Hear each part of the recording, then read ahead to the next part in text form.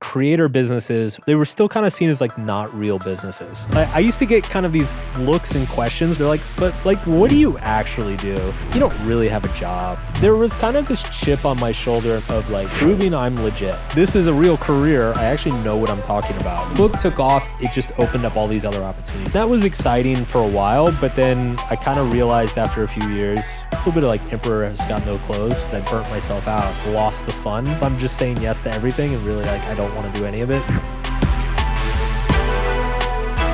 I really sat down last year and asked myself, like, what are like the one or two things I actually give a fuck about that I want to do for the rest of my life? What's the legacy I'm going to build? What's like the business I want to have? Stop doing shit that's not fun. Stop doing shit that's like not sustainable. Morgan Housel has this great thing that he says, like, if it's not sustainable, I don't do it, which I think is very, very wise. Like if you can't see yourself doing it 5 years, 10 years from now, then like, why start? What are those two things? The creator business, you know, like going all in on creator economy, video content, and honestly just like writing in general. What I've discovered is I'm so much happier when I'm in control. When I have creative control, I'm making branding decisions, business decisions. It's so much more satisfying and invigorating for me than dealing with a big publisher or studio or something who's got like, wants me to get on another Zoom call with 9 people and I don't know what any of them do. And this is just so much more fun. Your ambition in your 20s versus your 30s, how has that changed? 20s, my ambition was literally just make enough money to live wherever I want and party as much as I want. Like that was pretty much it. And I successfully did that. I think I didn't hit a 6-figure income until I think it was like 29. Up until that point, it was just lifestyle business, taking as many coaching clients as I needed to like run off to Thailand or Argentina. With the babes. Yeah, like get laid a few times, fly home. You know, like that was pretty much it. Yeah. It's funny because as I approached 30, I kind of had this mini midlife crisis of like, oh shit, I need to have a career. I need I can't just do this forever, right? Yeah. Like I don't want to be 40 and still like flying to Argentina to like hook up with girls at 4 a.m. So that was when I actually really sat down and I started thinking about building a brand and taking it more seriously, systematizing stuff, hiring people. And that was around 28, 29.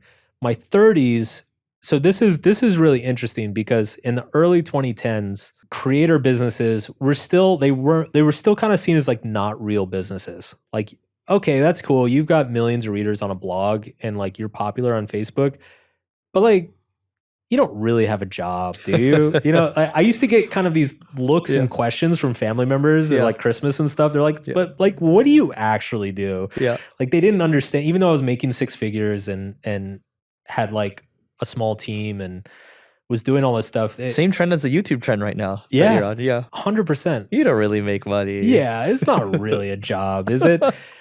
So there was kind of this chip on my shoulder in my 30s, I think, of like proving I'm legit. You know, get the book deal, become a bestseller, you know, get to the top of the New York Times list to prove I'm legit. They're like, this is a real career. I'm actually an expert. I actually know what I'm talking about. And then when the book took off, it just opened up all these other opportunities to do more books, to do the Will Smith thing, to do the movie. I did like a big exclusive podcast with Audible.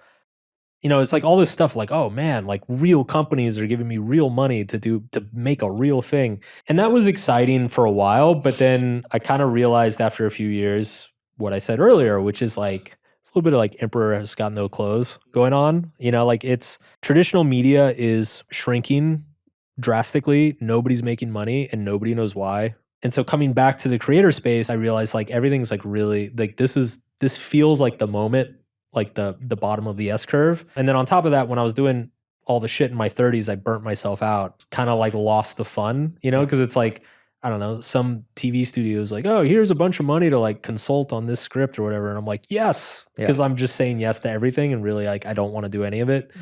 Coming into my 40s, for me, my 40s is very much like, okay, this is the moment to like, you know, leave your dent in the universe, as Steve Jobs would say. Take it seriously. You're a grown up now. You know how to manage, you've got money, like fucking use it. Because, you know, up until now, I don't think I either had the maturity or the experience to like really take advantage of it. You also said there's different seasons of, like, you might say in this moment, yes, I'm an author, but that might change, right? So can you elaborate on that one a little more? Yeah, so that was actually strangely huge for me. Was I became most well known for being an author. I still am most well known for being an author. Most people know me as an author. And without even realizing it, I just kind of adopted that as like, oh, I guess I'm an author, you know? And coming back to the creator world and doing content, like rebooting my content business, it showed me it's like, dude, you were successful before you were an author.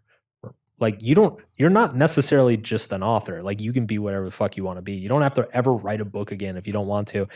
It's so simple, but that It's thought freeing. like is so liberating. Yeah. Absolutely liberating. And so like that has been a big shift in my thinking about myself.